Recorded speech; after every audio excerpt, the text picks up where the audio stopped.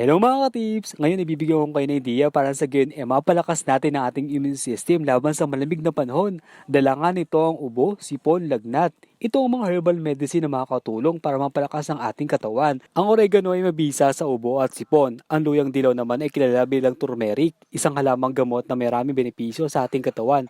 May anti-inflammatory, antioxidant, pampalakas ng immune system, pampababa ng blood sugar, pampababa ng cholesterol, at pampapalusog ng utak. Ang luya ay isa ring mabisang halamang gamot sa mga sakit. Ito ay tuturing ng scientific community bilang isang natural antibiotic. Mabisa ito sa mga trangkaso, ubo, sipon, lagnat. Kumuha lang kayo ng isang tasang tubig o isang basong tubig. Hindi natin to ilalahat. Magtitira tayo ng sagyon, meron pa tayong magamit. Ang mga herbal medicine ito ipapakuluan natin at gagawin natin tsaa. Dikdikin lamang ang mga luya. Pwede kayo maglagay ng lemon o kalamansi at honey. Pero kung wala naman kayo sa mga yon, okay na to at gawing tsaa. So sana makatulong.